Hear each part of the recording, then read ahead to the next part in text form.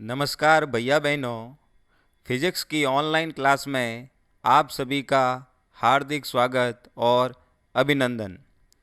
आज की कक्षा में हम अध्याय 3 विद्युत विभव का अध्ययन करेंगे। हमने अपनी पूर्व की क्लासों में अध्याय 2 को पूरी तरह से पढ़ लिया था। हमारी ऑनलाइन क्लास में अध्याय 1 अप्रैल महीने में और अध्याय 2 वर्तमान में अभी जो क्लासेज हो रही थी उनमें पूरा हो चुका है। आज की कक्षा में अब हम अध्याय 3 को प्रारंभ कर रहे हैं और आज की कक्षा में हम उसके पहले भाग को पढ़ेंगे, उसका अध्ययन करेंगे। सबसे पहले इसमें हेडिंग है विद्युत विभव। अंग्रेजी में इसको कहते हैं इलेक्ट्रिक पोटेंशियल। सबसे पहले इसकी परिभाषा। किसी एकांक धनावेश को अनंत से विद्युत क्षेत्र में लाने में विद्युत क्षेत्र के द्वारा जो कार्य ऋणात्मक रूप से वहाँ किया जाता है, उसी कार्य को उस बिंदु पर विद्युत विभव के नाम से जाना जाता है। अर्थात इसका अर्थ यह है कि कोई भी आवेश होता है, उस आवेश के कारण उसके चारों ओर एक विद्युत क्षेत्र का निर्माण होता है। यह हम पहले पार्ट में पढ़ चुके हैं। तो कोई भी आवेश अपने चारों ओर विद्युत क्षेत्र बनाता है। हम किसी अन्य परिरक्षण आवेश को जो कि अनंत पे पड़ा है, उसे वहाँ से उठाकर विद्युत क्षेत्र में लाते हैं। तो जब हम उसे विद्युत क्षेत्र में लाएंगे तो विद्युत क्षेत्र उसका विरोध करेगा, उसको उसके ऊपर बल लगाएगा। तो कुल मिलाकर उसे लाने में हमें कार्य करना पड़ेगा। तो वही कार्य यहाँ पर ऋणात्मक रूप से विद्युत विभव के नाम से जाना जाता है। उसी को हम विद्युत विभव कहते हैं। विद्युत विभव जो है वह एक अदिश राशि है। इसका यह अर्थ है कि इसका सिर्फ मान ही होता है, इसकी दिशा नहीं होती है। इसका सूत्र V बराबर माइनस का W बटा Q0 से लिखा जाता है। माइनस का अर्थ यह है ऋणात्मक रूप से होता है कार्य, इसलिए माइनस आता है। W जो है किया गया कार्य है और Q0 परिरक्षण आवेश है। जिस आवेश को हम अनंत से लेकर आए हैं वह परिरक्षण आवेश Q0 है। विद्युत विभव का मान अनंत पर सदैव शून्य होता है, क्योंकि हम ये जानते हैं अनंत पर आवेश वहाँ पर पड़ा होता है, वहाँ पर किसी प्रकार का कार्य नहीं होता, इसलिए वहाँ पर जो विभव का मान होगा वो शून्य होगा। हम उसी आवेश को वहाँ से उठाकर हम विद्युत क्षेत्र में लाते हैं तो कार्य होता है, इसलिए अनंत पे किसी प्रकार का कार्य नहीं होता, अतः वहाँ पर मान जो है वो शून्य होता है। अब इसका मात्रक। विद्युत विभव का SI मात्रक वोल्ट होता है।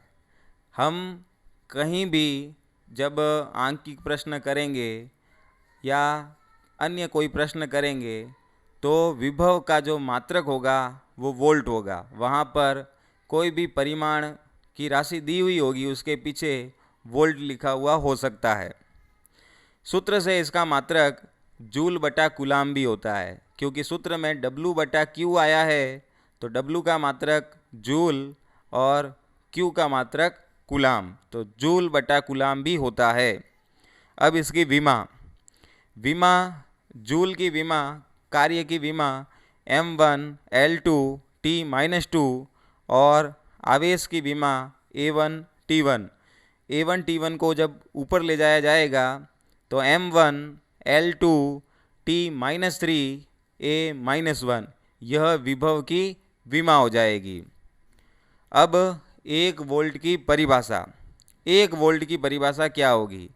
हम ये जानते हैं कि सूत्र से जो विभव का मात्रक होता है वह होता है जूल बटा कूलाम। तो हम ये भी लिख सकते हैं 1 वोल्ट बराबर जूल बटा कूलाम।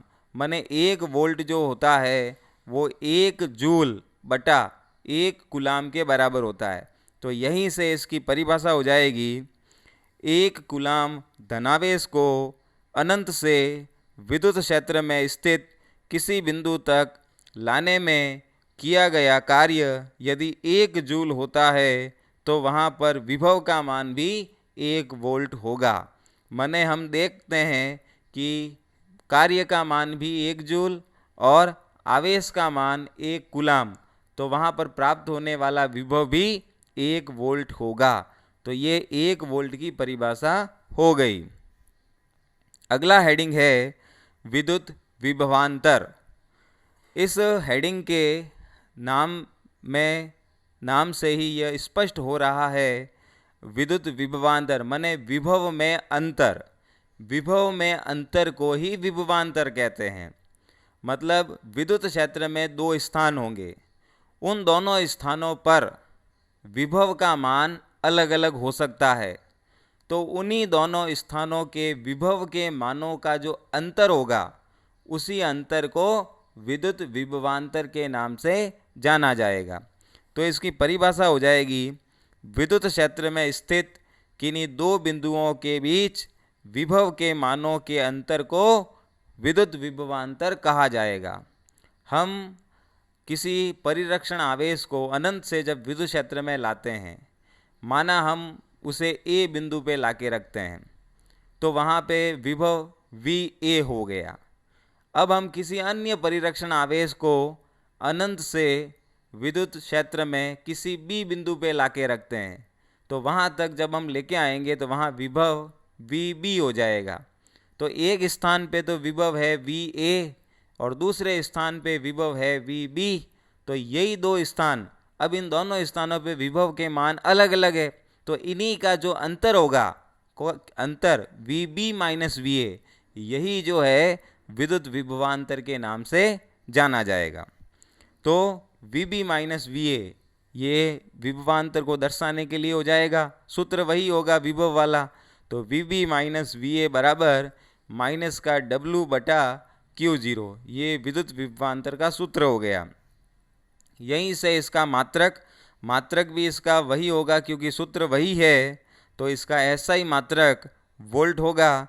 और इसकी विमा भी इसकी विभव के समान ही होगी, M1 L2 T-2 बटा A1 T1, तो बराबर हो जाएगा M1 L2 T-3 A-1, ये इसकी विमा हो जाएगी।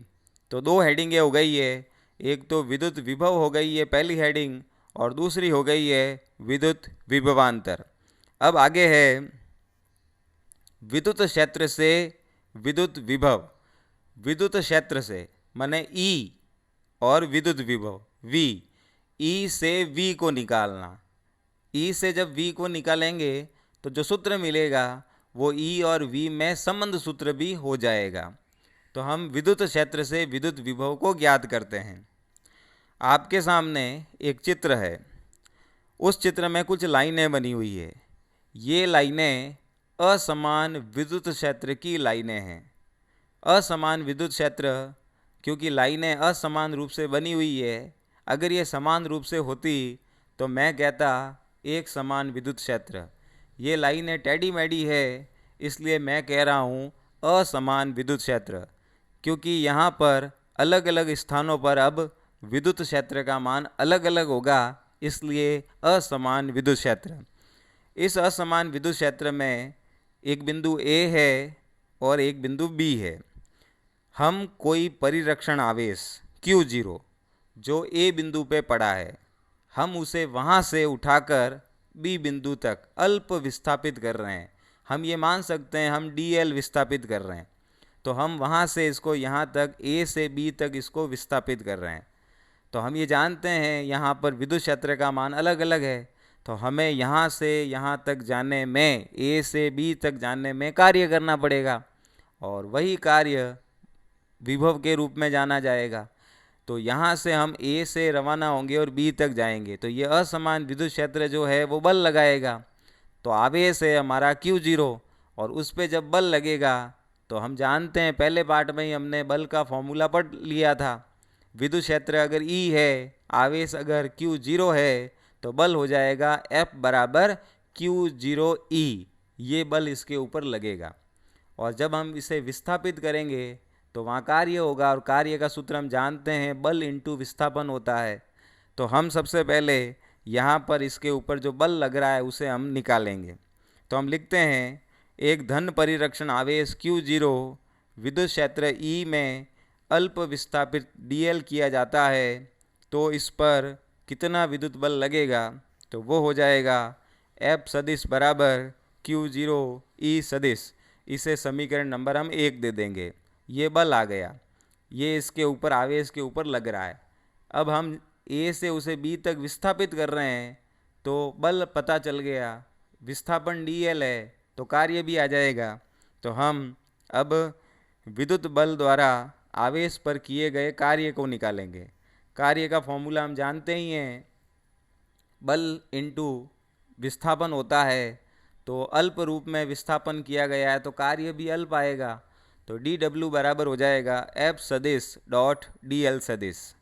F का मान यहाँ रख दें हम 1 से, तो समीकरण 1 से रखेंगे तो dw बराबर Q0 E सदिश डॉट dl सदिश। हम पूर्ण रूप में निकालेंगे तो हम A से B तक जाने में किया गया कुल कार्य निकालेंगे, तो हम इसका समाकलन कर देंगे। तो W इधर तो हो जाएगा, W सामने हो जाएगा समाकलन, लिमिट हो जाएगी A से B Q0 E सदिश डॉट dl सदिश। Q0 का समाकलन नहीं होगा तो बाहर आ जाएगा। तो W बराबर हो जाएगा Q0 समाकलन A से B E सदिश डॉट dl सदिश।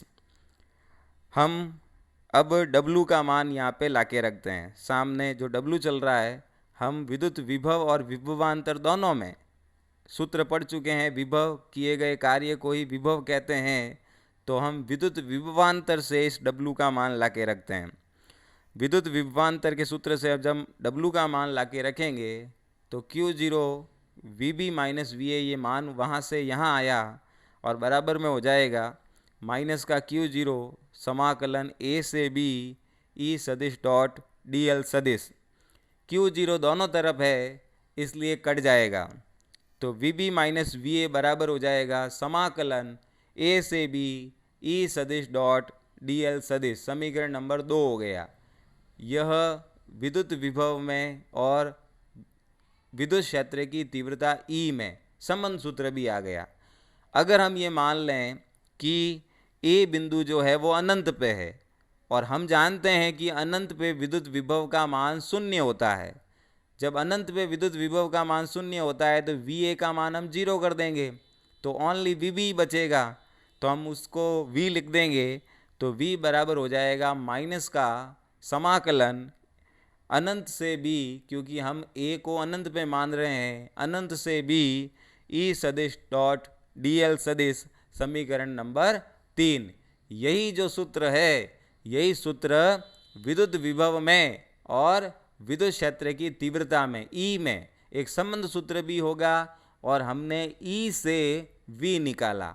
ठीक है, ये समीकरण नंबर 3 हो गया। यही सूत्र आगे इसी पार्ट में कई डेरिवेशन में काम आने वाला है। अगला हेडिंग, बिंदु आवेश के कारण विद्युत विभव। हमने पहले पार्ट में बिंदु आवेश के कारण विद्युत क्षेत्र की तीव्रता पढ़ी थी, पहले पार्ट में, और दूसरे पार्ट में विद्युत क्षेत्र की तीव्रता को पढ़ी थी बिंदु आवेश के कारण। लेकिन अब हम यहाँ पे इस पार्ट में बिंदु आवेश के कारण विद्युत विभव ज्ञात करेंगे। हम एक चित्र देख रहे हैं, एक बिंदु आवेश है प्लस का कैपिटल Q, इसके चारों ओर ये अपना विद्युत क्षेत्र बना रहा है। तो ये एक समान लाइनों से, तीरों से बताया हुआ है। यहीं से स्मॉल r दूरी पर एक बिंदु P स्थित है। हमें इसी P बिंदु पर इस बिंदु आवेश के कारण विद्युत विभव ज्ञात करना है। तो हम P पर विद्युत विभव कैसे ज्ञात करें?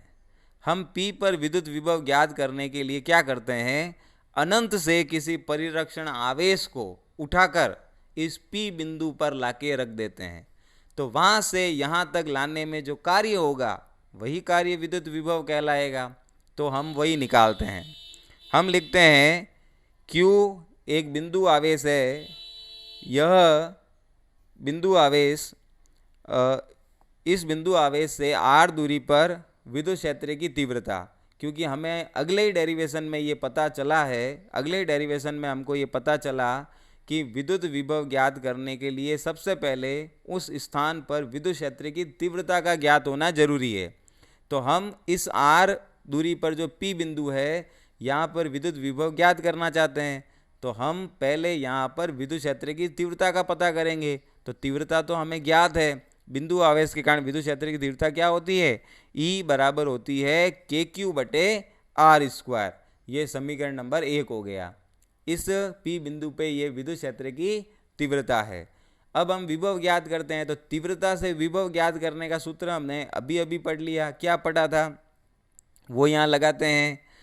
तो हम लिखते हैं, इसी आवेश के विद्युत क्षेत्र में एक परिरक्षण आवेश Q0 को अनंत से लाया जाता है, तो इसे लाने में किया गया कार्य ही विद्युत विभव होगा। तो हम अब विभव निकालने के लिए सूत्र लगाते हैं, V बराबर माइनस अनंत से r बिंदु तक ला रहे हैं, E सदिश डॉट dr सदिश। E का मान हम समीकरण 1 से रख सकते हैं, उससे पहले हम इसके अदिश गुणनफल को खोल देंगे। तो V बराबर हो जाएगा माइनस अनंत से r E dr cos theta. Theta का मान यहाँ पे उस स्थान पे 0 है, तो कॉस का मान 1 हो जाएगा। तो V बराबर अब हो जाएगा माइनस समाकलन अनंत से r E dr। समीकरण 1 से E का मान रख दें यहाँ पे, तो V बराबर हो जाएगा माइनस अनंत से r KQ/R² dr। ये हमने E का मान समीकरण 1 से लाके रख दिया है।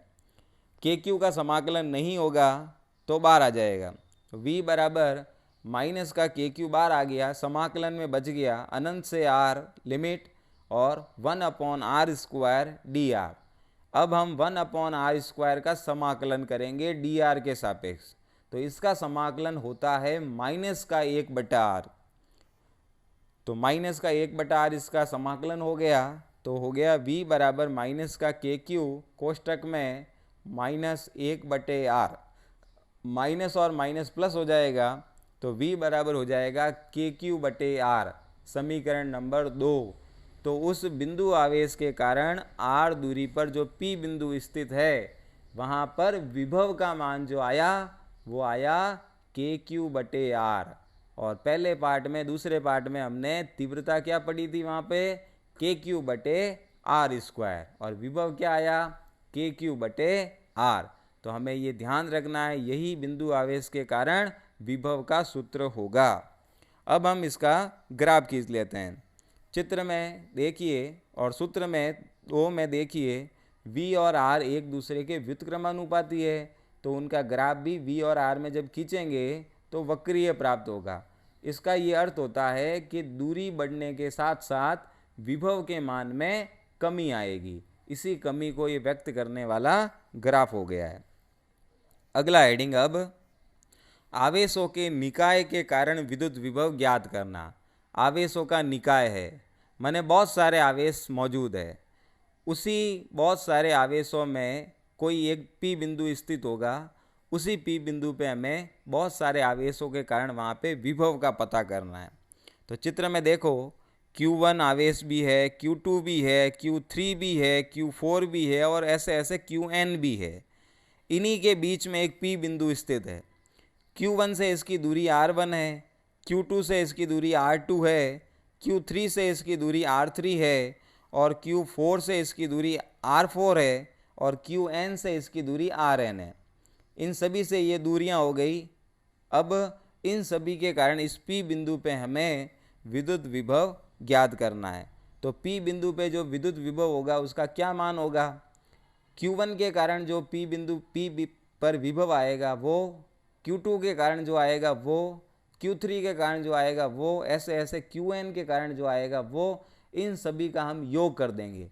तो योग कर देंगे तो वो कुल जो बीजगणितीय योग आएगा वही यहाँ पे विभव का मान होगा। तो हमने सबसे पहले यही लिखा है, माना एक निकाय है जिसमें Q1, Q2, Q3, Qn आवेश मौजूद है और इनकी P बिंदु से दूरियाँ R1, R2, R3 dash dash dash Rn है। तो P बिंदु पर कुल विभव अलग अलग आवेशों के कारण विभवों के बीजगणितीय योग के बराबर होगा। तो सबसे पहले अपन Q1 के कारण P बिंदु पे विभव निकालते हैं।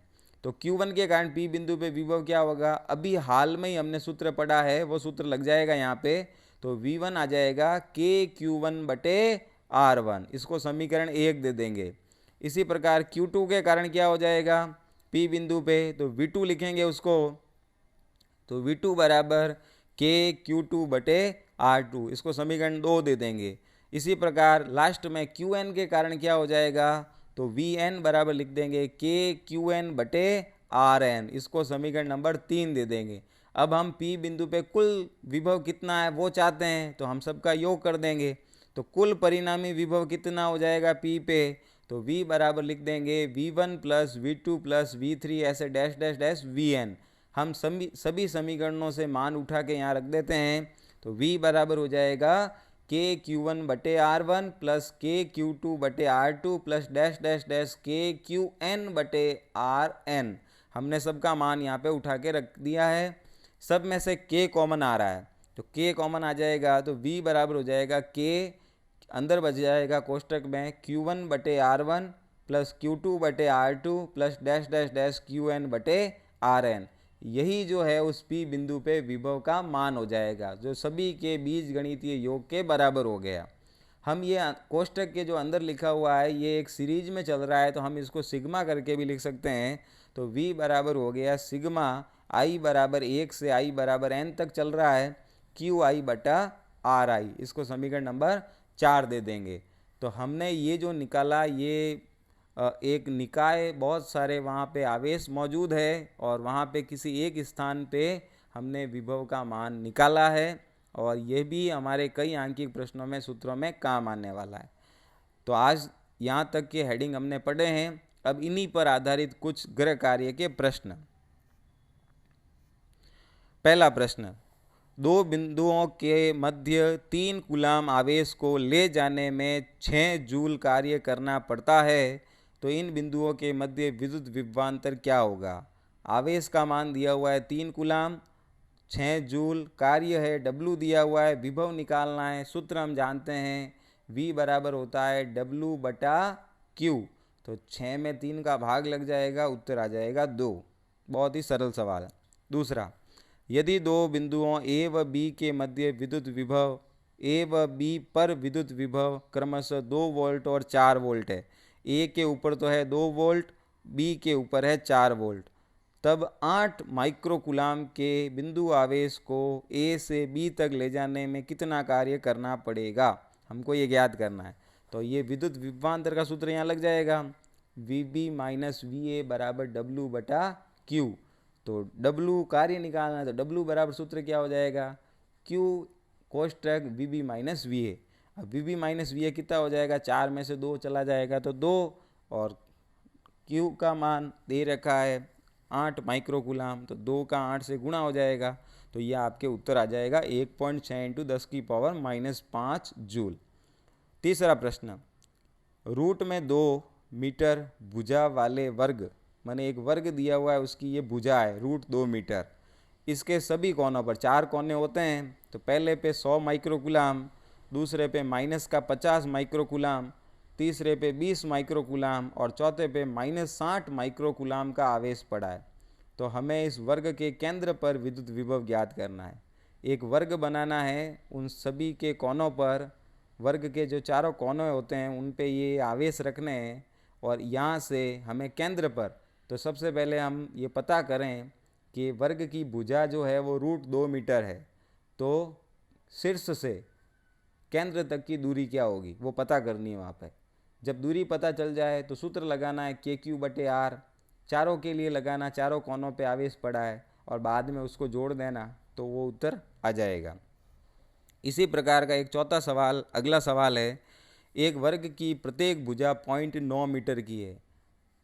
अब भुजा जो है इसमें 0.9 मीटर दे रखी है, और उसके जो कोने हैं उनके ऊपर ये आवेश पड़े हैं, -2 माइक्रोकूलाम, +3 माइक्रोकूलाम, -4 माइक्रोकूलाम और +5 माइक्रोकूलाम। तो वैसा वैसा सवाल है, इसके भी केंद्र पर ही विद्युत विभव ज्ञात करना है। सबसे पहले इसकी भुजा दे रखी है वर्ग की 0.9 मीटर, ये भुजा है। तो हम सबसे पहले शीर्ष से केंद्र तक की दूरी पता करें, सूत्र लगा के, गणितीय सूत्र लगा के ये दूरी पता करें। जब ये दूरी पता चल जाए तो चारों के लिए KQ/R वाला सूत्र लगाएं और ये जो मान आएंगे चारों, हम परिणामी निकालने के लिए चारों को जोड़ दें, ये भी उत्तर आ जाएगा। इसी प्रकार का अगला सवाल है, 10 सेंटीमीटर भुजा का षटभुज है, इसमें 6 भुजाएं होगी और प्रत्येक कोनों पर, शीर्ष पर ये 5 माइक्रोकूलाम का आवेश पड़ा है। तो अभी जैसे अगले 2 सवाल किए वैसा वैसा ये, लेकिन इसमें 6 भुजाएं हैं और 6 शीर्ष होंगे। उन 6 शीर्ष पर ये 5 माइक्रोकूलाम का आवेश पड़ा है। तो हमको इसके केंद्र पे विद्युत विभव ज्ञात करना है। तो वैसे के वैसे पहले शीर्ष से केंद्र तक की दूरी का पता करना और फिर 6 स्थानों के लिए है तो 6 के लिए KQ/R का सूत्र लगाना, तो ये उत्तर भी आ जाएगा। बाद में सबको जोड़ना पड़ेगा। 7वां सवाल भी वैसे के वैसा ही है। 2√2 मीटर भुजा वाला एक वर्ग है, ABCD उसका नाम है और उसके प्रत्येक कोने पर 2 माइक्रोकूलाम का आवेश है। तो केंद्र पे विद्युत विभव ज्ञात करना है। सेम ऊपर वाले सवालों जैसा ही है ये भी, लेकिन इसमें भुजा जो है वर्ग की अलग दी हुई है। 4 जो ये पीछे वाले सवाल मैंने बताए हैं ये लगभग सेम है। आप एक ही तरह के फॉर्मूले लगाएंगे और इसमें करेंगे तो सॉल्व हो जाएंगे। तो इस तरह से आपको आज का ये गृह कार्य करना है और हमने तीसरा पार्ट शुरू कर लिया है। अब आगे हम तीसरे पार्ट को ऑनलाइन क्लासों में और भी पढ़ेंगे। आप लगातार इसमें बने रहें। क्लासें अच्छी लगे तो इस वीडियो को ज़रूर लाइक करें, शेयर करें और सब्सक्राइब भी करें। ठीक है, धन्यवाद।